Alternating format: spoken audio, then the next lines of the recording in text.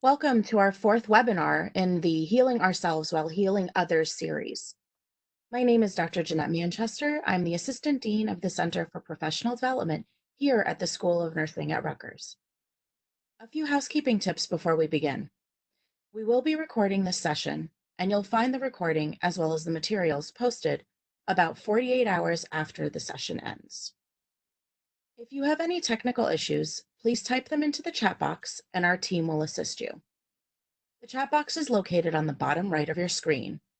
You can also hover at the bottom of your screen and click the bubble icon. If you have a question for the panelists, please type them into the Q&A function, also located at the bottom right of the screen. I will see it and share your questions and comments with the panelists.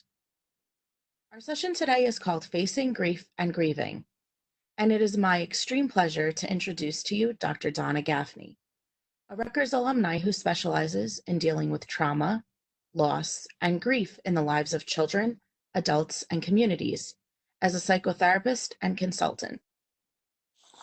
Dr. Gaffney, it is all you. Thank you. Thank you so much. It's great to be here with all of you today. And I just wanted to thank you, Dr. Manchester, for your housekeeping details. It's always helpful. And I want to remind everyone that if you have questions, please, whenever you have the question, type it in. And Dr. Manchester will sort of be monitoring that, and we will address those questions as they come up and as they're relevant to the content that I'll be talking about today. And I would like to check in with everyone to ask how you're doing, to think about how you're doing. One thing that you're grateful for, one thing that was a challenge for you, and to keep processing and doing that self-assessment on how you are moving through this very difficult time. And the challenges can be in the clinical area, the home area, the academic area. So I think that it allows us to really process and to think about what's going on. Today's topic is likely to remind us of earlier experiences we might have had in our own lives with loss. So I want to remind all of you to take good care of yourselves as you're listening to this content. Take a breath, close your eyes, do some slow breathing, deep breathing, and just if you need to take a moment to just shut off the sound and not listen, that's fine as well. We all carry the burden of previous losses in our lives. Loss is the most universal of human experiences. It is also one of the most unique.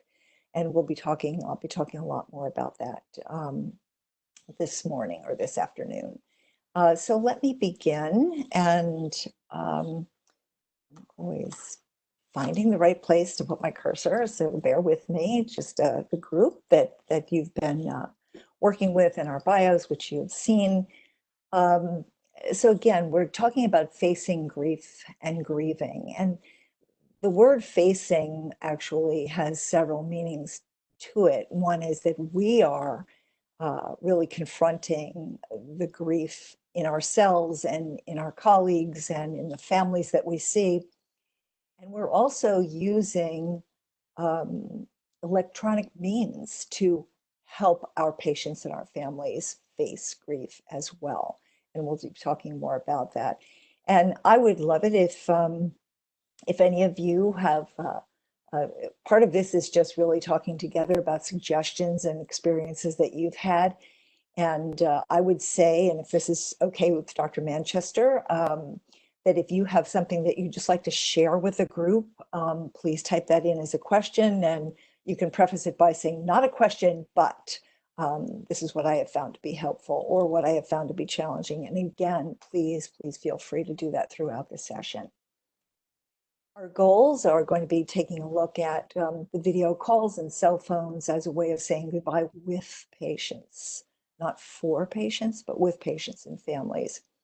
And looking at your own role in a family's mourning process, looking at loss, grief, grieving, as it relates to our colleagues, and also recognizing vicarious grief. I find that literature and poetry and art really helps us understand and process exactly what we're experiencing when we are grieving. And I love this by Merwin, Separation. Your absence has gone through me like thread through a needle. Everything I do is stitched with its colors. And I hear that many times from my clients and from the children that I work with and teens I work with, is that they view everything through a very different lens than before the loss in their lives. And I think that's such a meaningful poem for that, to really drive that home. So first I want to begin with, there have been a couple of papers and articles written, one in the Harvard Business Review by a psychologist by the name of Kessler. And this was about probably 4 weeks ago, and he talked about how we are all going to be grieving. That uncomfortable feeling that we're having, we're experiencing as grief. And I really take exception to some of what he said. I think there is some meaningful. I think what we're all experiencing is uncertainty and anxiety, whether we're working with patients or not. And you probably, some of you, I'm sure that all of you see that in your families. The uncertainty, and people are anxious for this to be over, and of course it's not going to be over anytime soon, and there will always be the uncertainty about, can we go back to the way we were, not to play off on the song title, but that we won't be able to do that because we're different people as a result of that. So I think that, and that's what I'm hoping that we can talk about today, is the essence of grief when we grieve the loss of a person versus grief when we lose other things. And that's what this slide really addresses. We can't go back to the way things were because the world has changed. And in many cases, our practice has changed. The world that we knew, that we experienced, is no longer there. And we've referred to that as our assumptive world. This is what we thought we were going to be doing as a professional nurse, what we thought we would be doing as an educator, what we thought we would be doing as a family member. And it's changed. Our practice has changed. Things have really, really shifted. So it's our assumptive world, what we believe our experiences were going to be like. So we have to relearn the world and come to terms with the loss of our assumptive world. So it's about learning new ways of being in the world. And it is a matter of coming to know how you're going to go on and how you're going to figure that out. So much of what we take for granted in the emotional, psychological, social, soulful, and spiritual dimensions of our lives is not there anymore. We just can't support any of those initial feelings. So these are the losses that are not death related, but still have an extremely powerful impact on us, and that we are all experiencing. Uh, some people, we know a lot of people are undergoing financial hardship and are losing jobs and losing positions. But I think that one thing that we have to keep in mind is what is permanent and what is temporary. So a loss of a job, a loss of a position, a loss of the way we do things may just be temporary. And I think that makes a big difference in how we process the grief related to that. And just let me give you some general terminology, because I think that a lot of individuals think about use terms interchangeably, and I want to really clarify that, because I think that's something that I have found that lay people also have the experience, but also many professional people have the experience of not knowing exactly what these words mean. So bereavement is to lose somebody that we care about or love through death. And it is a state. It's a state of deprivation. It's not a reaction or a response. It is a state. And the death actually occurs in another's life, and and our state of deprivation is because we care about this person. So bereavement actually happens to us. This state happens to us. Grief is the multifaceted, multi emotions, multi physical responses to the death of a person in one's life. And it encompasses every part of our being. If you think about having a bucket, so to speak, and everything goes into that bucket that our emotions, our thoughts, our physical reactions, our physical experiences, the way we function, our behaviors, it's all there. And that's called grief. Grief is not an emotion in and of itself. It is a complex sort of gathering of all of these things can experience in our lives. Um, so it really refers to a whole complex, if you will, assortment of things that happen to us. One of the things that I have learned from working with kids and having them identify what they think grief is, that they don't really understand it and they don't know time until somebody explains it to them, and they really begin to well, grief is when I cry, and they only see it as one dimension. But in fact, when we grieve, we can experience joy. We can and the kids actually are great. They call that bittersweet tears. They know that they're tears of both sadness and happiness. So you can actually experience emotions that may be conflicting. You can also experience anger. So there's a whole range of responses. And again, it's a universal experience, but very, very unique. Mourning is different. Mourning is the outward sort of appearance of how we mourn the life of an individual who has died. It has to do with our cultural background, our social background, our religious activities, our family, our culture, the way we commemorate experiences of death.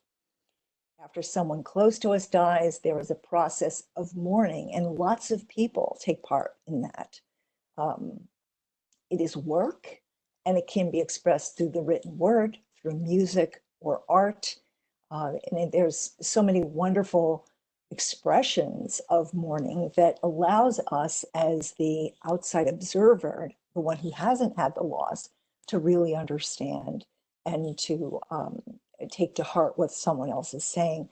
Um, there are a number of wonderful books that have been written about and poetry poems about mourning and artworks that allow us to really come to know what that person is experiencing.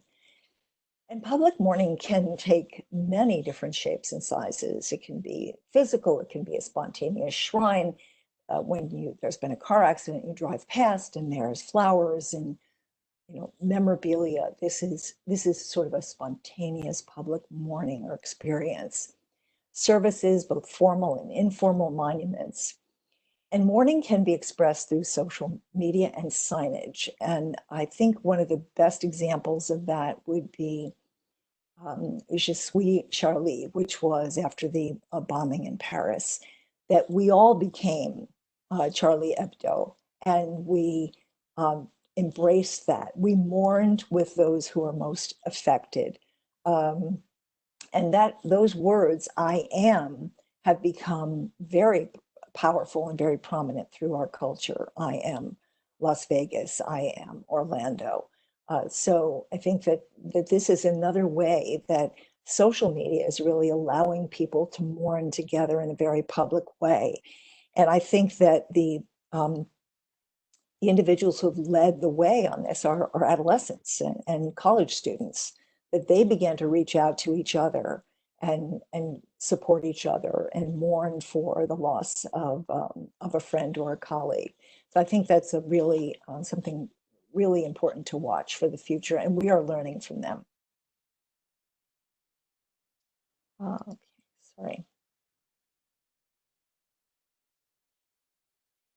Um, And again, back to this definition of grief, and I think Attig really, and all the references will be at the end of this presentation, that it is such a complex phenomenon that we really can't just say the word grief and know exactly what it means. It's not just physical labor, which it, nor is it just emotions and the expression of those emotions and adjustment to those emotions, nor is it entirely the psychodynamic, the way we relate to people, our own self-esteem, our self-confidence, nor is it simply the meaning of reconstruction, and that is, building a life back after we have had a loss, nor is it just behavioral modification, adjusting desires, motivations, habits, and life patterns to a new reality, which is very, very powerful. Nor is it entirely family or community adjustment to loss. It is all of those things. And when we see someone who is grieving, we look beyond the emotion and we see everything else that is going on in their lives that is such a powerful change agent in who they are as people. I want to just mention a concept that you don't hear a lot about, and that is vicarious grief. And that's when we're experiencing, we're feeling, we're recognizing, we're aware that we are having some kind of a grief response to something that has happened to another person who we really don't know. And we are sharing this person's sorrow, and it reminds us of our own losses and activates our own unfinished grieving. Now, I want to qualify that word unfinished. Grief is never finished. It stays with us throughout our lives. And it's the difference is how we carry it and if it's integrated into our life. And I'll talk more about that. Mainstream and social media, particularly the televised media, serve as a catalyst for vicarious grieving.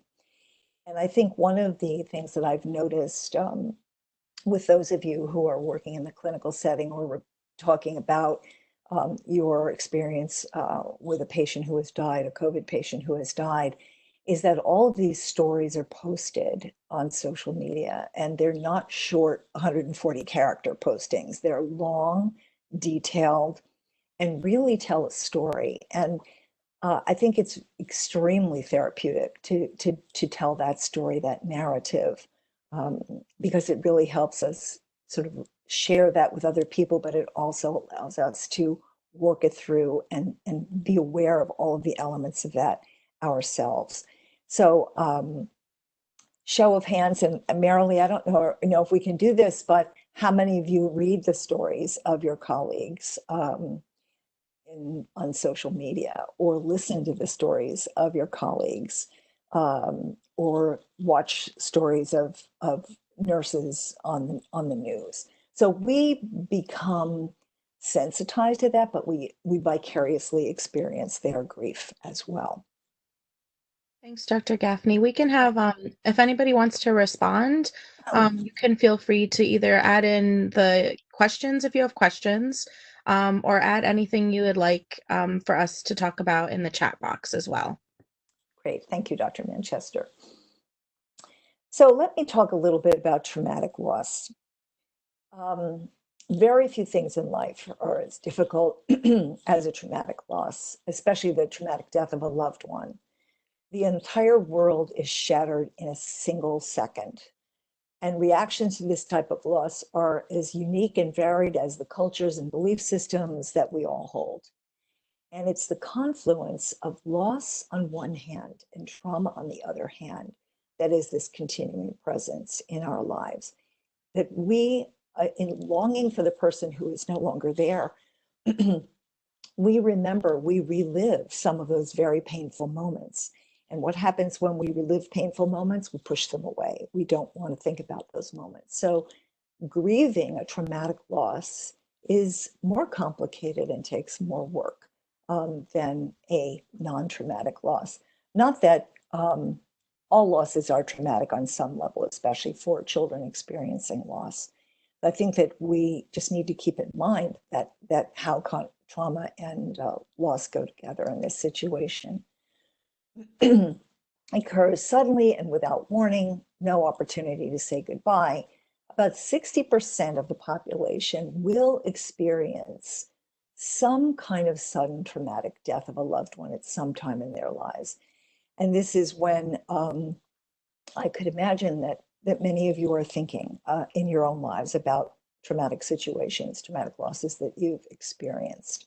And again, that shattering, solitary moment, you'll hear people say, my whole world, life changed in a second, in a moment.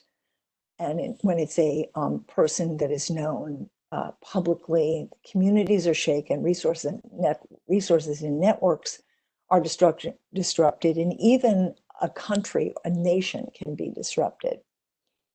So that the world that once offered us security, safety, predictability, now there's a darker side, one that's painful, frightening, and out of our control. And that's what we struggle with. It's that it's not within our control. And that's why you will hear people say, if only. And the if only is the kind of thinking where people begin to retread, go back to re-explore the things that they did. If only I had gotten to the doctor sooner. If only I had listened to everything she was saying. If only I had taken the keys away from him. Those are the way that we work through.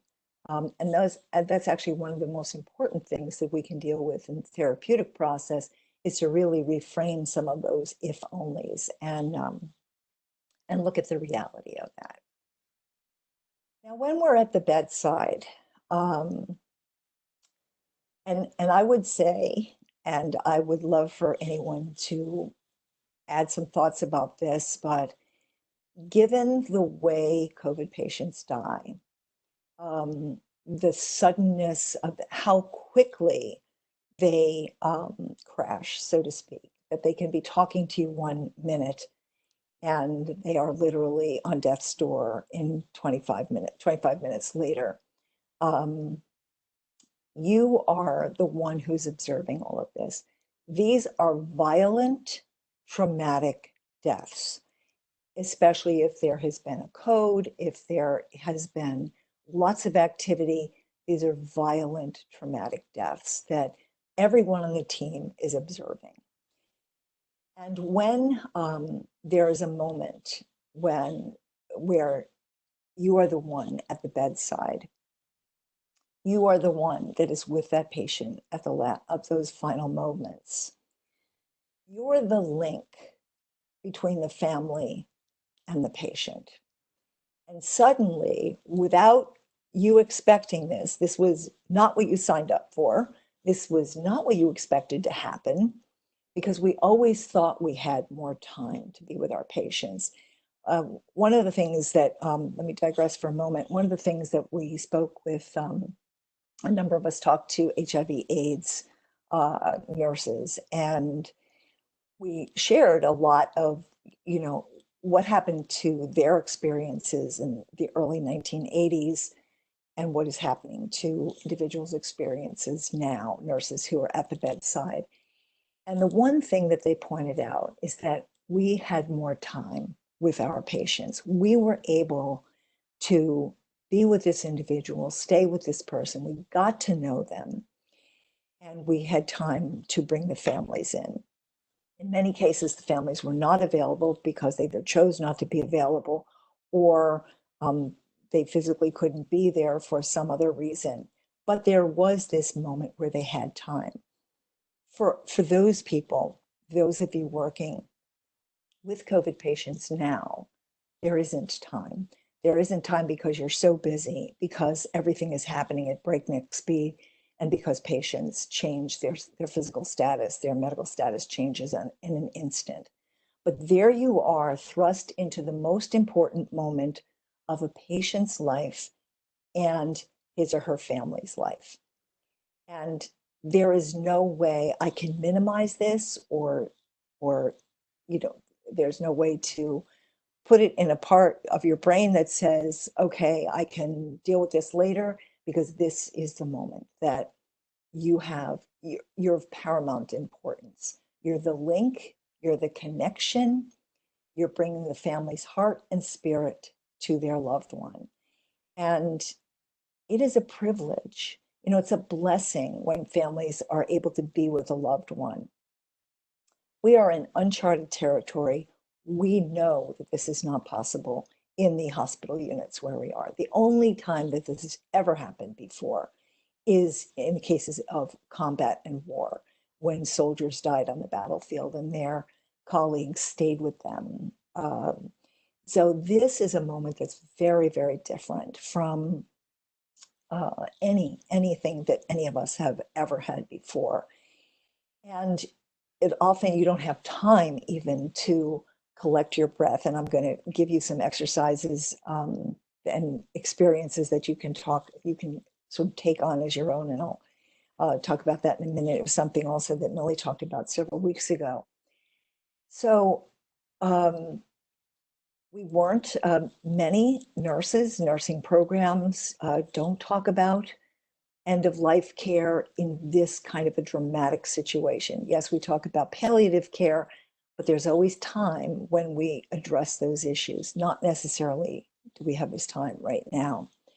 And as I was writing, this happens often when we're working on something, and I'm speaking to the educators who are in the audience.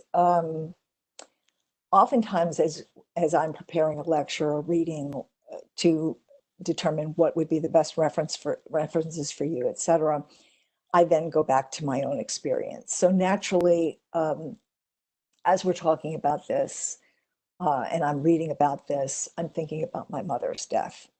And I wasn't there when she died. I literally missed her last breath by 5 minutes because I couldn't get there in time.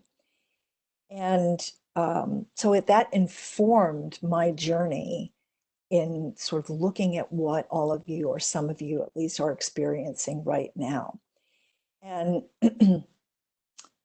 I wish there was an opportunity for me to have talked to her, even if it was a phone, to be put up to her ear.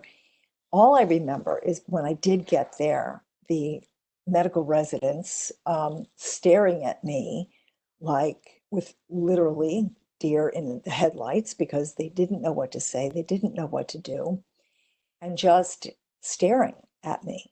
And how I wish that there was someone who could have been there for my mom in my absence. So I really see all of you who are in these critical care situations, who lose patients and are the only ones at their bedside, that you bring your heart and spirit to this situation, that you you bring the family with you. And when they cannot touch, when they cannot kiss, when they cannot share and speak personally to the person who is dying, you hold the phone up to that patient's ear and you allow them to say what they need to say. I'm sure many of you have heard about the woman who was on the phone for 30 hours with her dad as he was brought into the hospital for another reason, contracted coronavirus, and became very ill and died. And she talked about what that meant to her. And this may actually turn the corner for how we actually, how we can be with, how we can be present with those who are dying. And oftentimes it's not that there's more that people need to say. And if families need more time and we're the intermediary, we're the connection, we're the link, we can give more time until the last breath of this person. And that's because we as nurses understand, and unlike many other professions, we understand. Dr. Gaffney, we had a few comments. Sure. There was someone who posted that he does like to read the posts from other nurses. It makes him feel better. Someone else had then said that they needed to stop watching the news for a few days because it was too hard to handle the increasing death rate all the time. right, especially when they started going into details of how things were happening and unfolding, right. that it just was not good for their own well-being and they couldn't watch it anymore. Absolutely. I couldn't agree with the person who wrote that post. The news, I talk a lot about media literacy, and that is understanding why people tell the stories that they do. And of course, the other term that we hear is clickbait, and we want people to, experience. They want people to find out more about this story.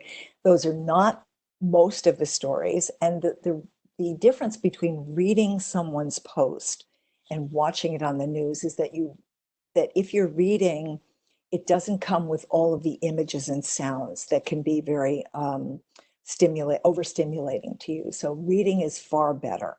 Reading the post is better than watching on the news, and I really, really recommend that you really titrate and don't watch the news. Of course, you also have to get your families not to watch the news because they'll think that they're doing you a great service by saying, "Oh, did you see the story about?" And then they'll name the story, and then anything that you've done to try to not to shield that um, is now gone because they're going to talk about it with you, and those are the people that think they're very, very helpful. So yes, reading posts, so important.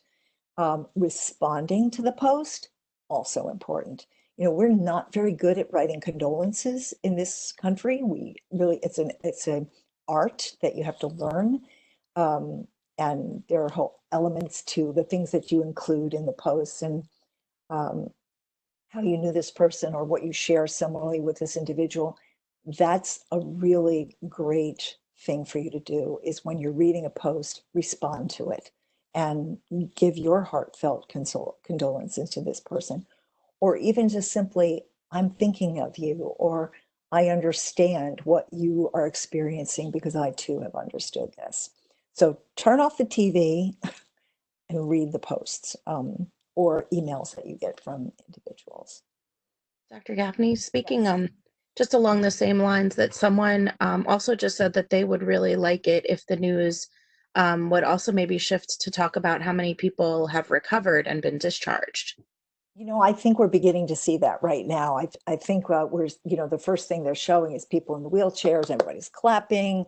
But I do think that they are beginning to show that now. So um, if you are following specific news organizations on Twitter, when they do post a positive story, repost that or retweet that and say it is so good to hear about the recovery stories. So you begin to get the word out that this is important for, and also responding to that news agency and saying, thank you for posting the stories of recovery. I think that's really,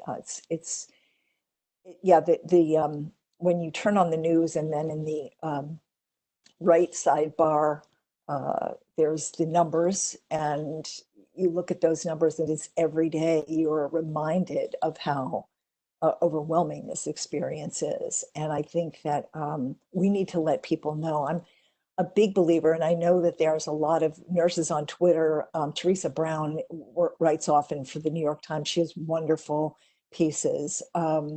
But we need to get the word out. And I know that there's a hashtag nurse Twitter that people use because everyone needs to hear the nurses' voices. So I think that whoever made that comment about we need to hear the good, the recovery stories, the stories of wellness and healing, time to put that out there in the media just for other people to see. And it also helps us look at the balance and reframe. I mean, we've heard from the very early days of this pandemic that most people do very well and they recover. And when Tom Hanks got and Rita Wilson both became ill, we were all, oh my gosh, how can it happen to him?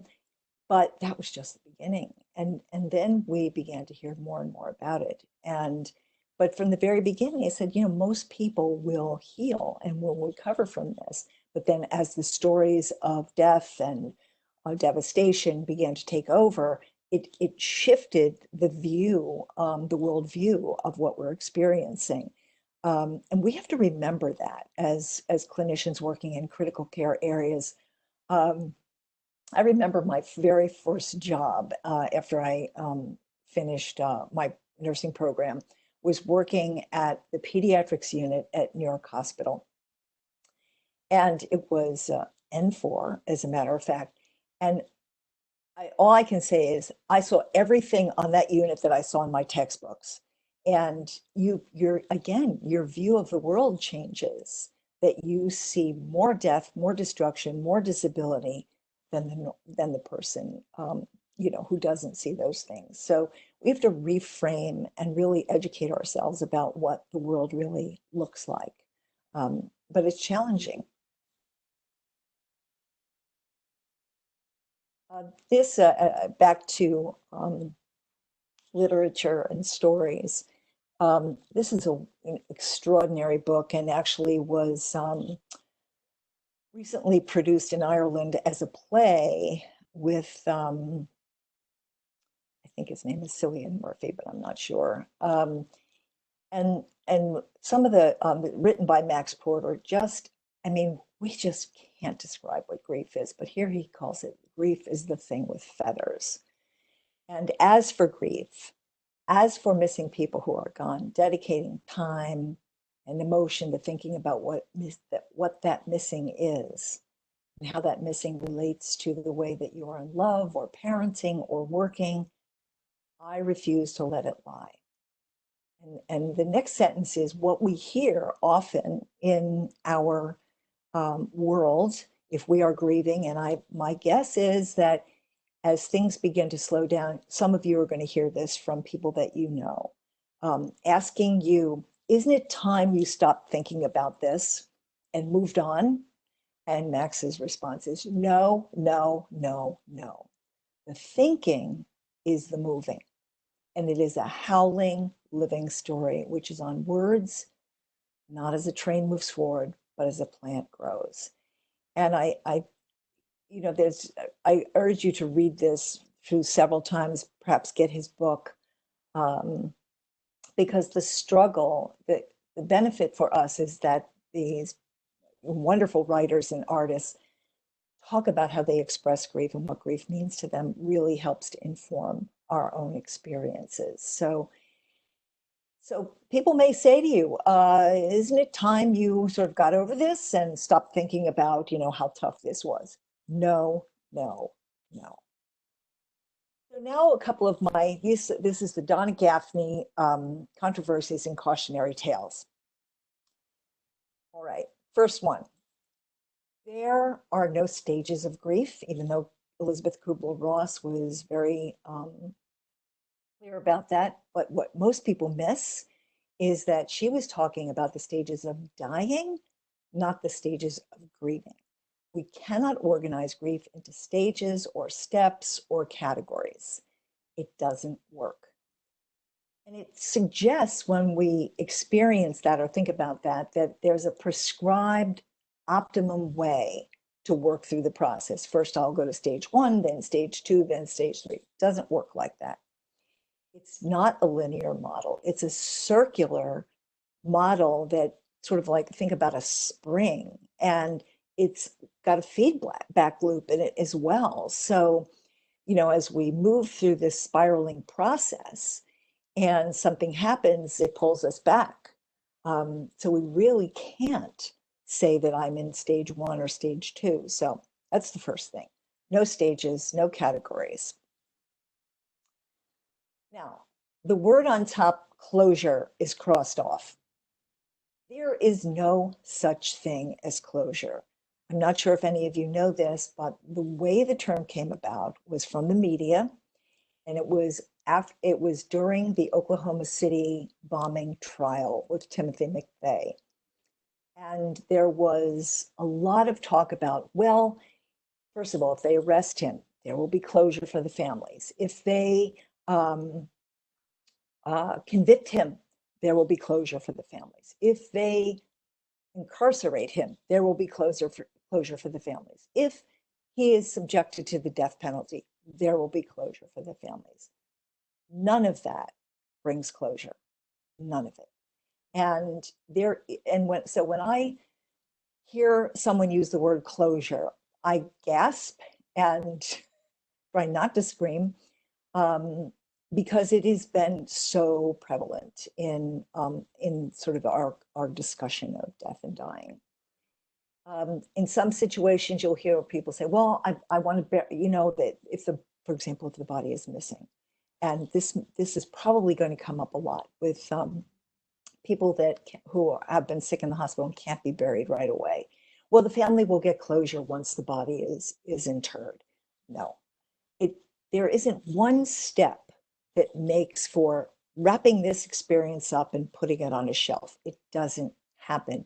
And I don't want it to happen. And you don't want it to happen, because we can't just take a life and wrap it up with a bow and stick it on the shelf. The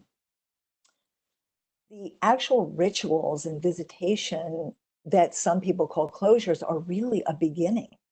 It's the beginning of our reality of the way this person's death is recognized. And the real work, the work of integration, may be more suitable. And to make into a whole by bringing the parts together, to unify. And what we want is that death, that experience, whether as whether it's a patient of yours or a family member or a colleague, we want that death to inform who we are as we move forward in life. I'm reminded by a statement by a teenager who lost his dad on 9/11. And, you know, he and his sibs were very clear about what they wanted to do or not want to do. And his mom talked about it regularly. They decided they weren't going to go to any of the events at Ground Zero because they didn't need to, until one day they needed to go. And they told their mom, we want to go. We want to say something about our father. So they did, and it was completely their choice and their decision. Did that provide them closure? Absolutely not. Did that help integrate? Yes, it absolutely did. And I remember when Osama bin Laden was caught and killed, one of the boys said, great, now we're 9/11 kids all over again. And so what he was talking about is that he integrated the loss of his father into his life. He didn't want to be identified by that loss. And I think that's a lesson that we all can really learn and take heart. So how we grieve. Grieving, traumatic or otherwise, requires a systems view of the world. No starting point, no ending point. It's there for us. We move through the process, shaped by a number of factors. Your previous loss experiences, the way that you are reacting to the losses that you're feeling around you right now is based on how you have, really dealt with losses in your past. Listen, one of my best learning experiences was I was in supervision at Rutgers, as a matter of fact, and I was working with a Vietnam veteran, and he talked to me about his father's death and I think his grandparents' death. And at the time, we had to do a lot of clinical hours, and we recorded every single session, and we came home and then we wrote the session. And each time you had a better sense for whether you were sort of on the right path in terms of being therapeutic with your patient. So I saw him and he's telling me about his grandparents' death. And then I write it and I get to supervision now where we have to read those notes out loud. And as I'm reading it, I now cannot talk. I open my mouth, nothing comes out. And I start to choke up. I start to hyperventilate. And my supervisor at the time just simply says to me, sounds like you have some grieving to do. So there it was. And so pay attention to how you're reacting to this. You always can go back and revisit losses. It doesn't mean that if you didn't, quote unquote, do it right the first time, you can't then make up for lost time. Of course, you absolutely can. And traumatic grief, again, is this complex interplay between trauma and loss, meaning that you have to address both of those things. we've learned a lot about how people respond to these two elements. And as I mentioned before, it's the interplay between the two, and that longing for someone can really, really exacerbate that traumatic experience. So we sometimes have to begin with decreasing the arousal related to the traumatic images, recognizing the interaction, and then reframing those traumatic reminders. And there have been some great studies done with kids even in this area. And how about when we're dealing with patients' death? We do grieve for our patients, no matter how well we know them or not, we grieve. There's that sense that we should have done more, we could have done better, so there's some guilt attached to that. The quality of the patient's death, their suffering, the loss of dignity, also causes distress in us unless we talk about it. Caring for our patients who are dying really causes us to look at our own mortality and the mortality of those that we love. And we fulfill many roles. We're a confidant, we're an educator, an advocate, a cultural liaison. So all of those roles are important, and we really act on those roles with our patients. But what about when we are working with a COVID patient? Everything that we knew that we could trust about being with a patient who is dying is gone. There's limited time to really know who your patient is. Caregiving has escalated in intensity, time has shortened. Touching the patient is stopped and prevented by layers of paper and fabric. We can't see their patient with their faces, they can't see ours. Communication can be difficult or non-existent. The family is absent, and yet they require more contact. They want to hear from us. The quality of the patient's death, their suffering, their loss of dignity deteriorates rapidly. When caring for patients dying of COVID-19, not only prompts consideration of our own mortality, but it is traumatizing as well. And so we really need to take time to address that and deal with that. And I want to, show of hands, how many of you know about the pause? And Millie spoke about this last 2 weeks ago, I guess. Pausing the pause was created by Jonathan Bartels, who was a staff nurse in a critical care area. And what he noticed is that when there was a code on a patient, people just stopped and walked away. And he realized from a minister actually who came into the unit that there wasn't that sense of taking time to recognize the life of this person. And so he suggested that we pause in a moment of reflection after a patient's death to allow us to reconnect with our colleagues, our fellow caregivers, and the mission of healthcare. It also reconnects patients, family members, and providers, with the essence of healthcare, and that is the humanity. And so he said that during one of those intense resuscitations, he was left just overwhelmed with this sense of everybody just walks away. And the chaplain inspired him. The research done on quote unquote the pause proposes that there's minimal risk and incredible, considerable benefits. Increased perceived team cohesion, a moment for reflection, and a method by which to honor the deceased patient. It allows for us to feel more present, to meet the needs of the next patient that everyone is going to be caring for during the next shift or in the next 10 minutes. So I'm not sure how many of you know about this. I really, really urge you to talk about this, and it doesn't have to be suggested as a protocol or a procedure. It can occur organically, and this is what it looks like.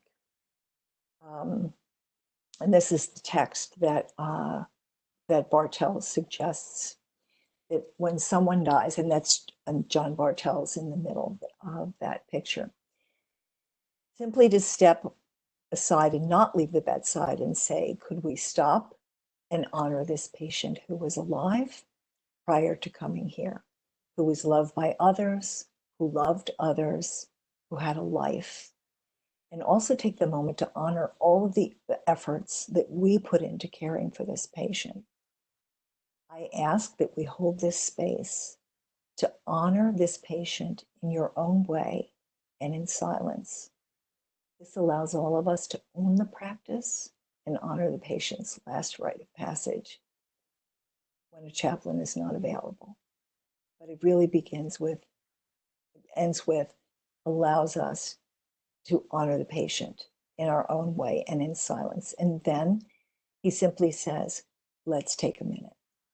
And literally, there is nothing said for a minute.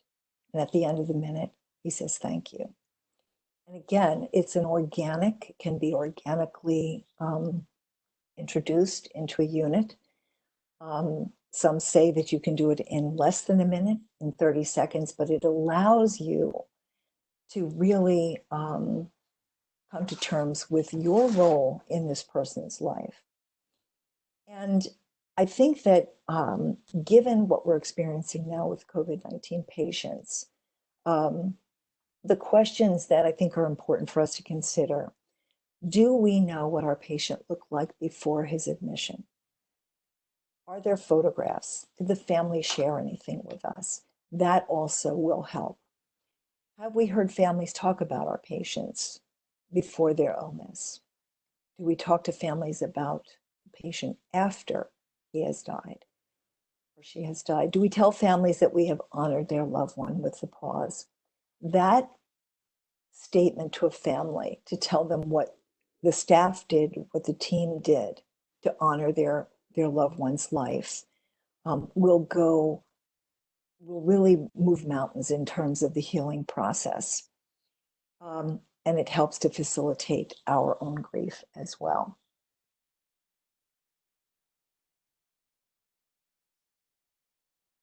And again, what we need to know about healing from traumatic grief, and that is what everyone has experienced now, again, because of the nature of the deaths that we see.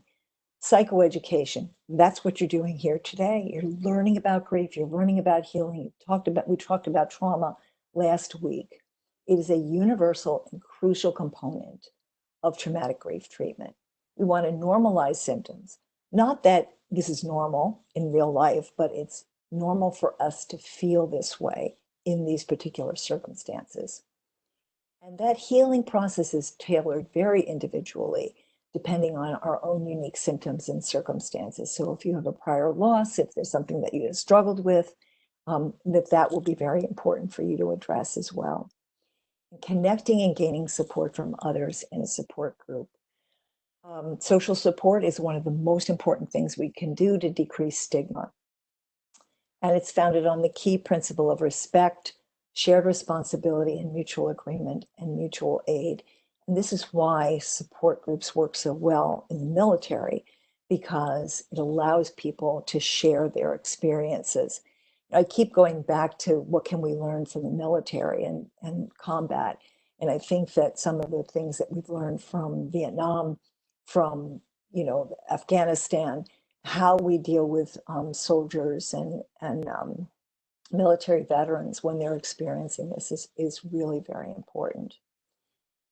And I changed the lighting on this slide because it's about seeing the light, grieving with peers, embracing the power of presence, a respectful, empathic engagement with those we work with, a safe and healing setting, assessing our needs, especially as it relates to death and traumatic grief, creating a safe relational container for retelling. That means not giving the blow-by-blow details, but the narrative, the story, and your role in that story. Helping to integrate that loss event into the larger narrative of our lives and our work and in our practice. Therapeutic change is initiated in moments of experiential intensity, not talk. So when you feel that emotion, that's when you begin to shift. And that's when the therapeutic nature of that being with peers really kicks in. Self-care and being in touch with our emotions and the full spectrum of responses is really what it's all about. And so now, I think, is Millie there? Millie, are you there?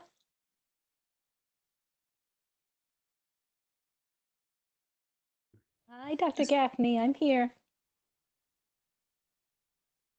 Hi. I'm going to thank you, everyone, for joining us today again.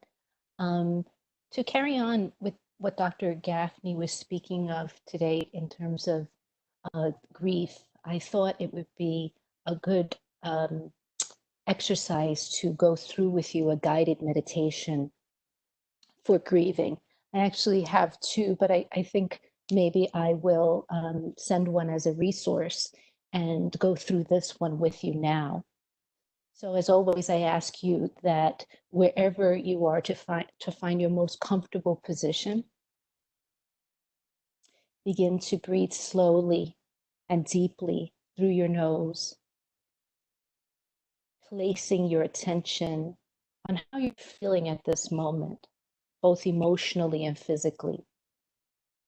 Try not to analyze what you are feeling, but rather just be in this experience.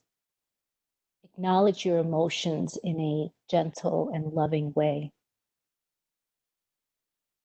If you are grieving someone, imagine the face of the person you are grieving. You may think of this as a manifestation of their truest spirit, or simply see it as a memory in your mind. Now consider anything that needs to be said or to be forgiven, and begin to have a conversation with them. Visualize this and spend a few moments saying whatever it is that you need to say from your heart. Then hear them saying whatever they need to say to you from their heart. If you want, you can tell them you forgive them and hear them tell you that they forgive you too. Focus on the conversation taking place with them in a loving and compassionate way, a giving and receiving of open, loving communication with this person.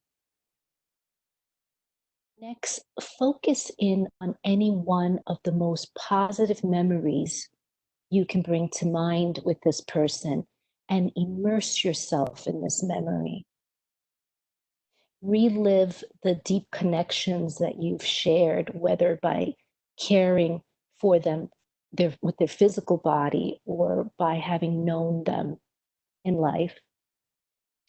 When you're finished, take a few slow, deep breaths again. Sit quietly for a few minutes and bring your meditation to an end. Do this meditation as often as you need to, and know that you can always return to this space whenever you want to feel that sense of peace. The grieving process takes time.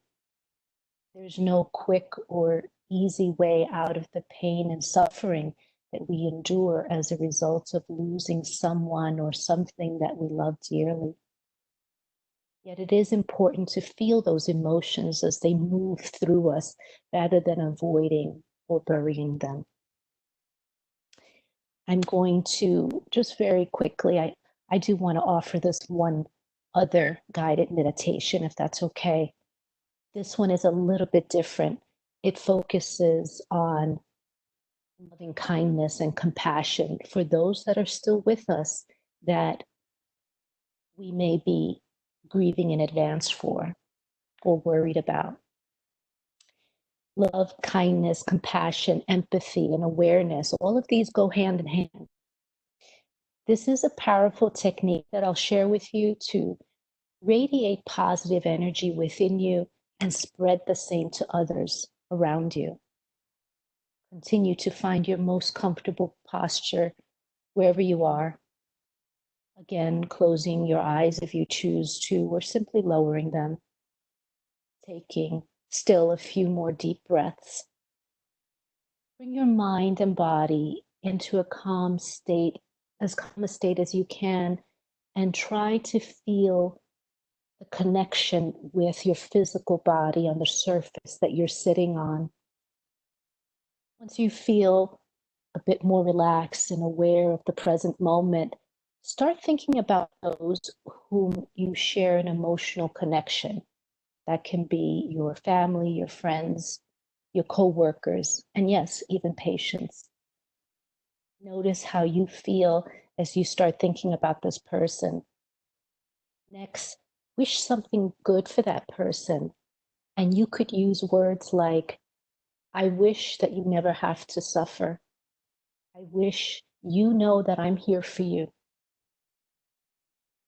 As you wish these beautiful things for that person, try to imagine yourself telling this person and think about how that person would have reacted to your words or reacts to your words. This too can be done as a daily practice. You can choose different people for each time you do this practice and try to think of them every day. The choice is yours. After each session, you may even want to journal your experience and just observe how you feel. Thank you. I'll return the floor back to Dr. Gaffney. Thank you, Millie. Really appreciate it.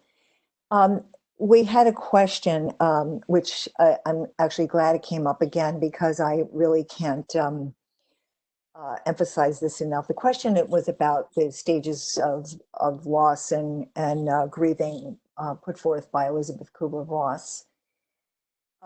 Again, all of the research today, all of the clinical work today does not address and does not support a stage theory because it's too linear, and it allows or it encourages people to think that if they don't go through each step of the process, that they're not doing it quote unquote right.